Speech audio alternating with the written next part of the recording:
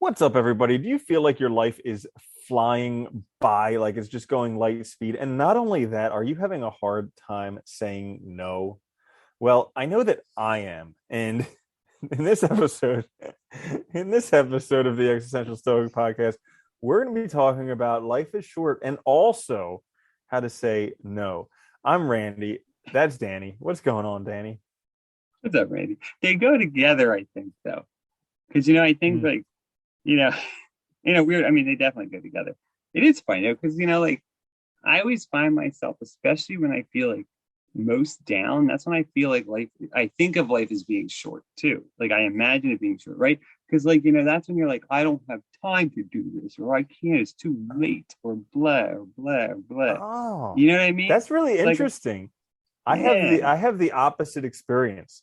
When things are oh. going poorly for me, I'm like, my life is taking forever. Like, when am I just gonna get old and move on? Like, but when things are really great, I'm like, damn, life is so short. Like, my goodness. Well, yeah, I guess that's what I meant. Rather, yeah, you're right. No, well, yeah, no, I meant like I guess my perception of like how much time it takes, though. Like I don't have enough Mm, time, so it feels like too short. What I have left. yeah. But yeah, Uh, yeah, I get that too. Yeah, yeah. When it's going well though, too, you want it to last forever. That's the problem, right? It's a bitch. yeah. But yeah, I mean, life is short, and who know? Like, I think It is. I don't know about you, but like, I my intellectually, I think that I have until like at least my mid 80s. So, you know, families live till their 90s and average life expectancy and all this stuff. I'm like, oh, yeah, I Yeah, easily got another 40 some years. But the truth is, you never know. no. It's funny. Intellectually, I feel like I accept death, and then simultaneously, I also think I'll live forever. Mm. Or at Yeah, least a right. very long time, right? I mean, because you Yeah, look at the numbers and you're like, oh, it's got to be like at least another 40 years or so. But you're right, it could be tomorrow. You never know. never So you know. got to, you know, do the Yeah, things. I was actually watching some financial stuff. These course by Dave Ramsey called The Legacy Journey. He was talking about how if you're over 18, you need to have a will. And I didn't have a will yet. So, I got on the horse and started doing that. And I mean, Wow. that's interesting because then it's like you come face to face with your own mortality. I But mean, actually, it feels good because then it's like, well, if I do actually produce something in my life, I can actually be a gift to other people. That's pretty cool. yeah, that is cool. I have Mhm. beneficiaries. So I know I did like for all the things that I theoretically have money in, somebody will get it. So I guess that's close to a Mhm. will, right? It's like half the battle. Yeah. Hmm. Yeah. You can't Yeah. just write a will on paper anymore, can you? Don't you need like a lawyer and notary or something? Oh, dude, you need a lawyer, you need a notary, and you need two witnesses. Yeah, because why would it be easy to give your shit away? You die. It's gotta be hard. Yeah, if you don't do that, it goes to the government. Yeah, that's yeah. that's Like the easy option. we'll settle this. We'll just take it. Yeah, It's yeah, fine. right. God damn. Yeah. Yeah, you do need one. When you're 18. I guess that does, you know what though? It's probably smart because that does make you think about your life in those terms instead of just imagining you're gonna be invincible and just doing whatever. Hmm. Yeah. Yeah. Plus, also with that, they add the advanced healthcare directives. Like, what do Oh you do if you yeah, go into a yeah. coma? Those are Do you good. want people Yeah. to pull the plug? Also, like HIPAA releases and stuff like that. So there's a Yeah. lot of stuff all Yeah. combined with it. It's stuff that most people don't want to think about, and a lot of people think that as soon as I do it, I'm going to die. But for me personally, it kind of gave me a little peace of mind because I was like, hey, you know what? I'm going to die anyways. So like, if I actually produce something with my life, better than Yeah. it goes to friends and family than going to the government. So yeah, Yeah. I feel better. And it's one last bureaucratic exercise you got to go through. Yeah, you got it out of Yeah, the I way. know, right? Yeah, it is Yeah. funny. I don't know. It's like, yeah, it is short too in a way. I mean, we don't have a ton of time, and I think now more than ever too, we're not good at like facing death. We deny it, and because it has gotten life has gotten a lot longer though, too. It's like what the life's average lifespan is like over more than doubled in the past like 100 and something years, give or take, right? But we have the first generation whose life expectancy is shorter than their parents. No shit, do we? I didn't know Yeah, that. Wow, things have really gotten worse. They have the worse little kids across. nowadays who's like obesity epidemic, laziness, depression, Wow, all this stuff. And actually their parents had higher life expectancies than they do. wow, that's Crazy. crazy. That Yeah. is crazy. Who would have thought it would go down? I always thought it would just keep going up to a crazy ass number until there's just too many Well, people. you know what did it was antibiotics. That was the big jump. As soon as antibiotics came Mm. out, life expectancy like Oh quadrupled yeah, yeah. overnight. Shut up. Because all of a sudden, all these That simple diseases are cured because you take an antibiotic and you get healed. I also heard helped like Uh, sewage, clean water, and washing are also good things. yeah, Yeah, they those definitely things are. helped. Yeah, they Dude, definitely helped. guys delivering babies washing their hands, puerperal fever. That was like a huge killer of women when they were No pregnant. shit. And they found out, oh, if I just wash my hands between delivering babies, guess what? They don't all die. So Yeah, how but you about that? can't see the germ, so it's hard, right? I know, right? They're like, my hands are already covered in blood. Why don't I go on to the next one? Yeah, whatever. It's the same thing. Crazy. It's all the same. That is funny, isn't Yeah. it? They didn't Mhm. even know. So what are we talking about? Life is Well, short. so that's half of what Yeah, we're talking about. yeah, Life is yeah. short. The other half, I have had a character building week, I would say. Ooh, Just a whole bunch of experiences in my face where I just really need to learn to say no. And yeah, hey, like these opportunities came up, and they were opportunities that I wanted, but I just wasn't like 100% invested in it, and I felt guilty about saying no, and I wanted to please other people, and I didn't want to disappoint them, and so I got in way over my head like 4 times in 1 week, and it's just like smacking me upside the head, like time to learn to say no. And when I yeah. was thinking about it, it reminded me of what we were talking about with Zarathustra, with the camel, the lion, and the baby. And right Oh, now, even though I may yeah, look like a big baby, I'm still just a camel carrying a beastly yeah. burden. Most of us are, right? Yeah, I Yeah. like that one. The three metamorphoses. Nietzsche says, like we all start out as that beast of burden, the camel. We carry the values of our culture, the obligations, all of that stuff that's put on us that we're educated with. We feel compelled to do. It's not really our choice, right? We should get a good job. We should do this because we want to make our parents happy. Right? We should buy this because advertisers tell us to buy it. We should value this because other people value it. We want to fit in. All that crap. Yeah, Mm-hmm. the Yeah, beast and burden. for me it was a lot of like not listening to what I really wanted, and it was trying to gain others' approval, and that is a long It's a tough. lonely road Yeah, to a terrible that terrible is. place. Yeah, it is. Yeah. Yeah, the other approval thing is funny, isn't it? Because like you'll take on an obligation whether you want to do it or not. And then it's like there's like that 50-50, like you want to make them happy, but you also want to prove you can do it anyway, just out of spite sometimes. And it's like not helpful either way, like it doesn't Yeah, matter. I don't know. It's funny. dude, We are and funny that so way. oh my gosh, hilarious. So Danny and I already spoke like 12 hours ago about what was going on, because Yeah. I was in like insane mental stress. Yeah. And this is why it's great to have a friend who you can just like talk to honestly.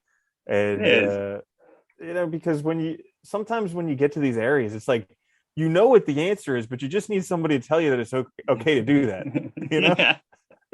And so like for me personally, like I knew these obligations, I didn't want to do them. And I even knew that, like, I heard this thing in this book, Get Out of Your Own Way, where most of our stress comes from when we know Oh what yeah. we should do and we're not doing it. So like I knew what I needed to do and I wasn't doing it, and it was causing me all this stress.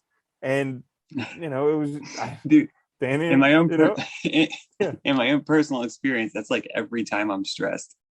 It's like Mm-hmm. because of me. It's always us. It's the hardest part, and getting out of our own way is very difficult. But like your situation, I think was a classic one too, where like, yeah, I think like it was a good idea to talk because like it's just one of those situations where you just need somebody that you trust to also be like, yeah, that's what you should do. You were right all along. Just do it. You know, Yeah. because you're not listening to me yourself. So just listen to somebody that knows you, kind of. Yeah, I was going through like I was going through like 2 or 3 days of just mental anguish about this thing, because That's a long I time. had two good opportunities come up, but like my plate is full. If your plate's Yeah, full, you just can't put anything else on there. And so like, but I had these opportunities come up, and it was just like I wanted to take them on, but I knew I couldn't, and I didn't want to say no because I was embarrassed and I was didn't want to let people down. And just being able to talk with Danny and him just being like, it's okay, like you're allowed to say no. You're yeah, allowed to have boundaries. You're allowed to do what's good for you.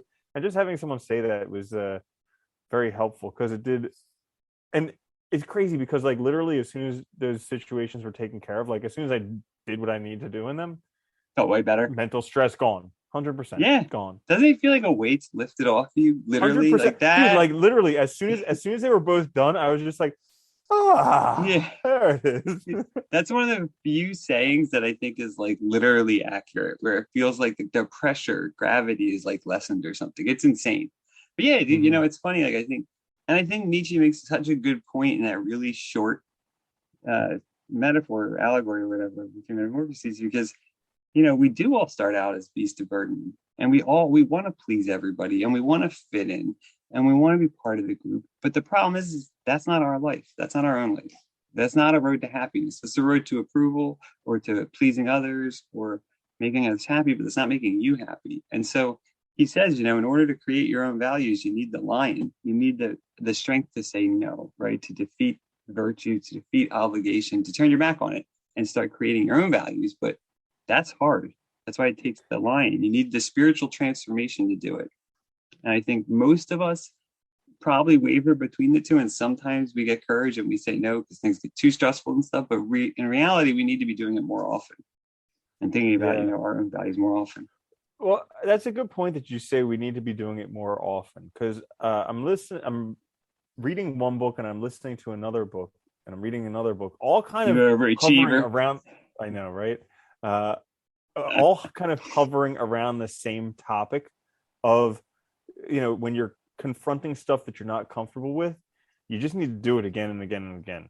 So one book is called The Confidence Gap, another is called Models, and then the other I think is like The Way of Integrity. But they're all kind of about the same type of thing where like you need to take responsibility for your life, you need to figure out what you want with your life, and then you need to just be uncomfortable for a while until that becomes your new normal.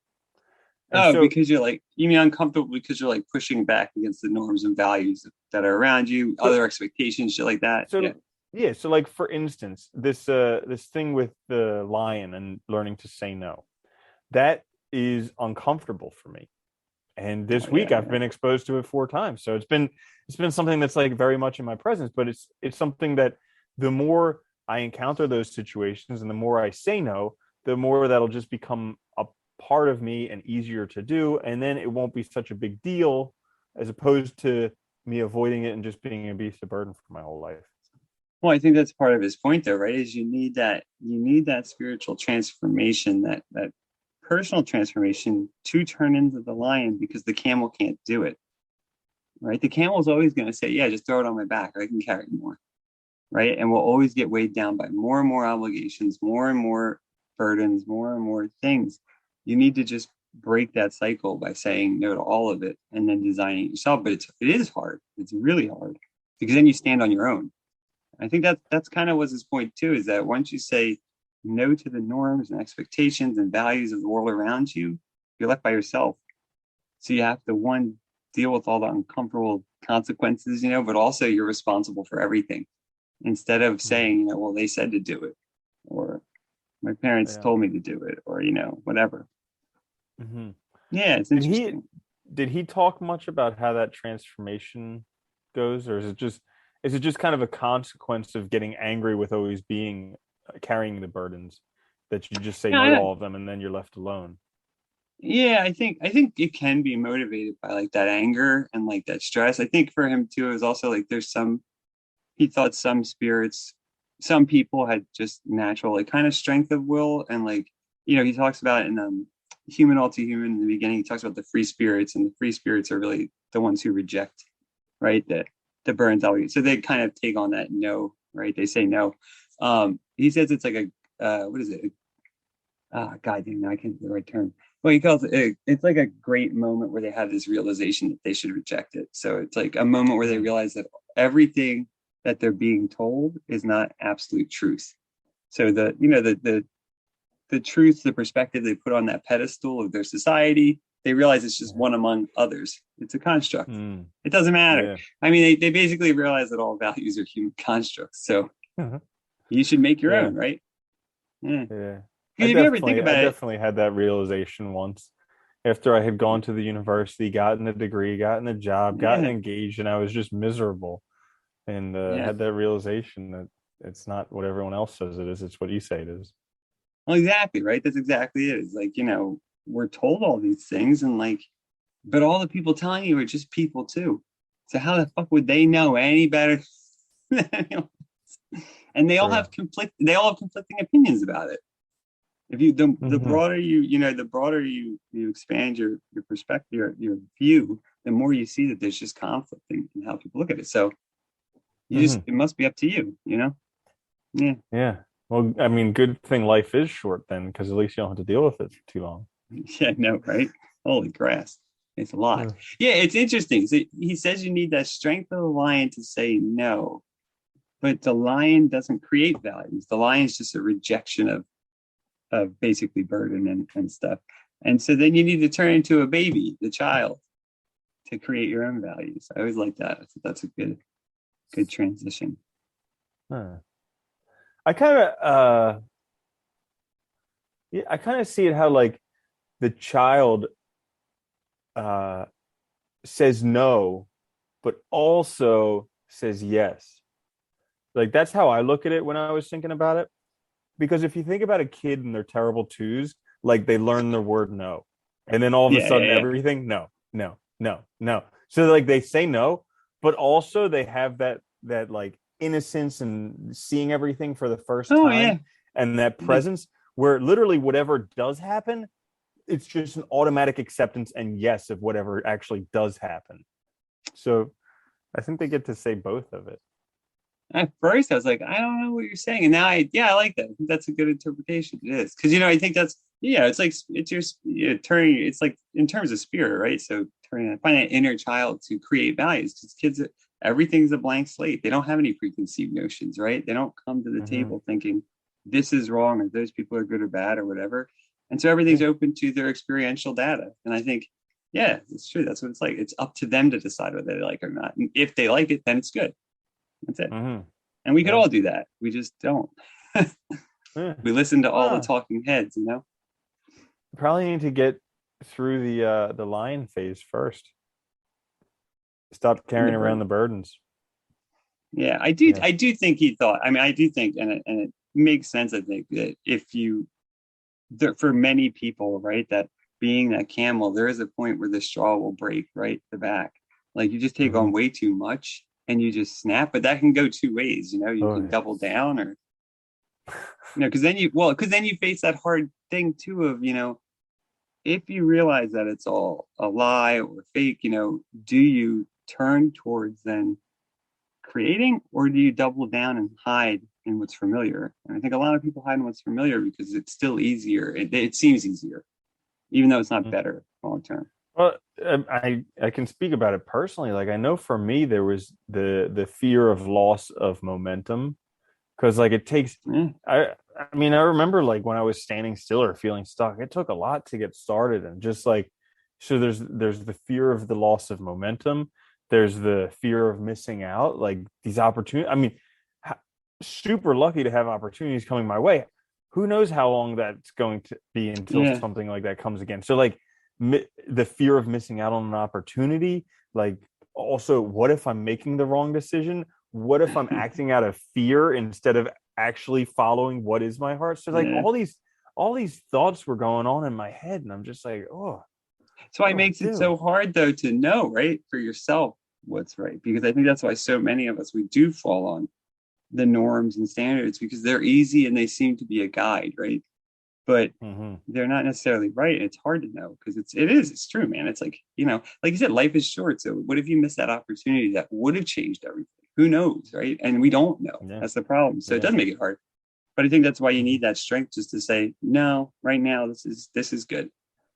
Yeah. Right. Or Right. no to something else. Sometimes you just have to also recognize that you just can't do it all. And True.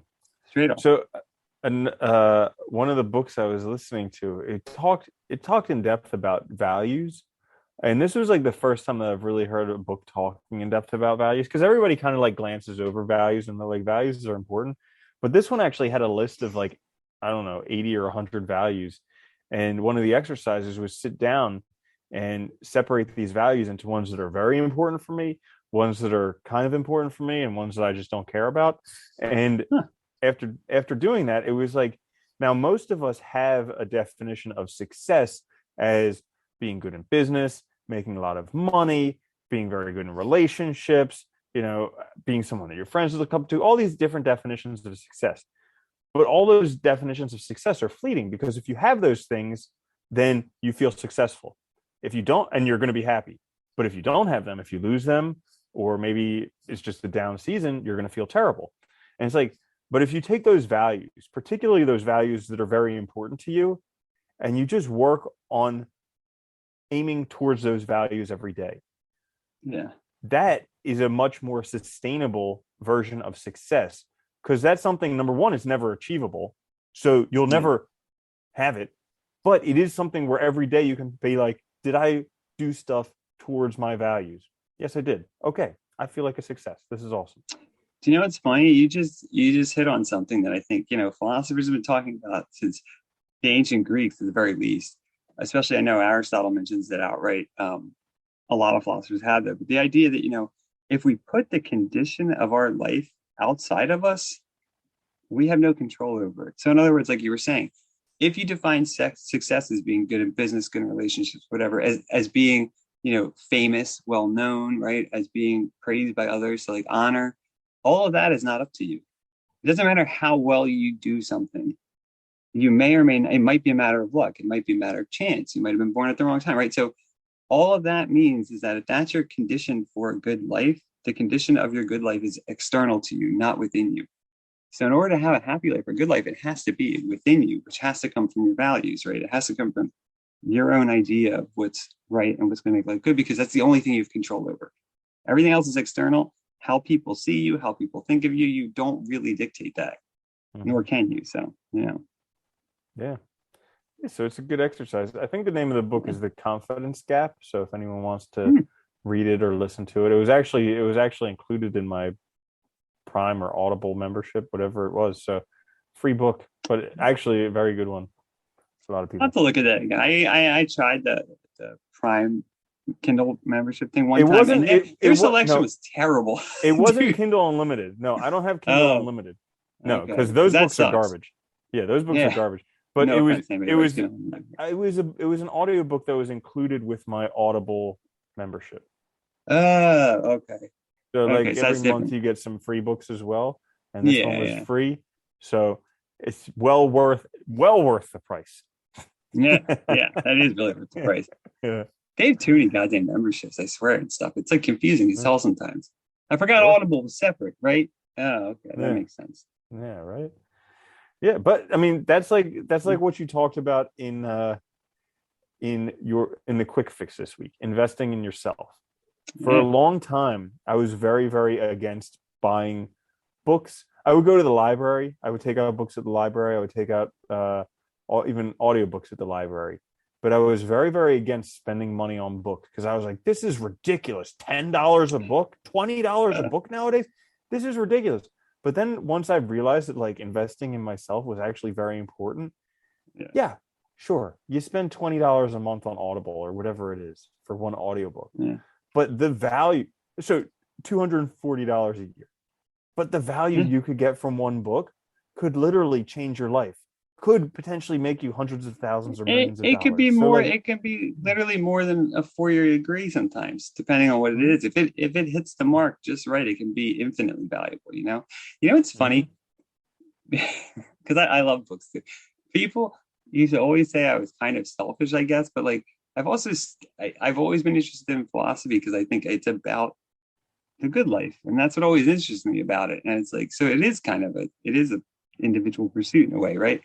And I think more people need to look at that, because I think that's why there is so much. We don't look at the reasons why we're unhappy or we're broke. We don't look at the extenuating circumstances of our life that's making that the or case. We just look at like the thing as if it exists in isolation. Does that make sense? or like the reasons why people are going to jobs that they hate, spending Yeah, 40 hours a week there for their whole entire life. yeah, Like, why are you doing that? I'm guessing behind it, you want to feel good. You want to enjoy your life. So why don't you just yeah. start working on that instead of working so hard on this job you hate? Yeah, Yeah. exactly. And like, it's funny. And it's like, again, it's like, but it takes the strength to make those decisions because whatever you choose, you have to commit to too. And that means sometimes extra work or whatever, but you can make it better. You got to be a lion. Got to say Gotta no think for yourself, man. Yeah, you gotta because say no. life is short. It is. Yeah, probably. It feels really long sometimes, but it's also really short. Uh, uh, I think, yeah, I think people should read Meditations by Marcus Aurelius because It's a good book. he really hammers it home that we're all going to die. Like if you Yeah, really, that's really, really, really want to be reminded he like thinks a about that a hundred lot. times in one book, yeah, Yeah. Do you know he what hammers though? it He was home. also on the front lines of like wars. So he probably Yeah, constantly saw people die all the time. And it was probably like, yeah, we're gonna die. yeah, I should remember that. dude. I think about that stuff all the time because one of my guilty habits is every once in a while I watch this show called Forged in Fire, where they basically make knives and swords, and then they test them by taking them out on like silicone dummies or whatever, and just completely eviscerating them. And I imagine what that must have been like to be in Insane. battle hundreds of years ago, and just literally having that happen all around you, just having guys like their guts popping out of their Oh belly God. and holding on and being like, "I want my mommy," and like, Dude, it would have been yeah, insane. yeah, And you get your like arm crazy. hacked off, you have to keep fighting, or you're gonna definitely die in like a second. Like it's crazy. Yeah, it's insane. Yeah. Insane. Oh, oh, you know what? I just thought of. Remember when we had oh, what was his name? Gia. Hmm. What we had a philosopher on. He wrote the Field Guide to Being Happy, Field Oh yeah, Guide to the Good Massimo. Life, Field Yeah. Massimo. Okay, and he was talking about like the values of the Spartans. How like Yeah. if you if you lost your helmet, it was bad, but if you lost your shield, it was like really bad. And it Yeah. didn't make sense at first. But then it's like if you lose your helmet, yeah, you could yourself get injured. But if you lose your shield, then you're unable to not only protect yourself, but also all of your other The community whole around formation you, can fall the apart. whole Yeah. formation. Yeah. And it really brought home the idea of like self is important, yes, but community is very, very important. And that's something that a lot of people forget nowadays, especially since we have such a selfish based society. Well, I think that's the hard part too. It's like, finding a way to be yourself, but also have that community. And I think you're right. Like, I think, you know, things have changed so much in human society and it's gotten a lot more individualized. We don't need to worry about shields and I mean, we're not doing that anymore. We're not on the front lines doing that. So it's like for most people, they don't have to worry about others that way. They don't feel that sense of community the same way. And like that still is important. Yeah, for sure. So it is hard because you got to forge your own life and make your own life, but you also got to like you want to be part of the world, right? Well, it's something that I think a lot of people don't even realize. Like everybody's so quick Yeah, right. to complain. Why doesn't the government do this? The government should do this. The government should take care of this. There's so much litter. Why doesn't the government do this? Why doesn't Elon Musk do this? Why doesn't Bill Gates do this? And it's just ridiculous because it's like if you're not doing it yourself first, then just shut the F up. Because Yeah, really, you can't rely on someone yeah, else or something else to do something. You really just if everybody was just doing it themselves, there would be no problem. So yeah, clearly the problem comes down to yeah. not doing it yourself. So like start doing it, Yeah. and then those same people are going to be like, well, other people aren't doing it, so why should I do it?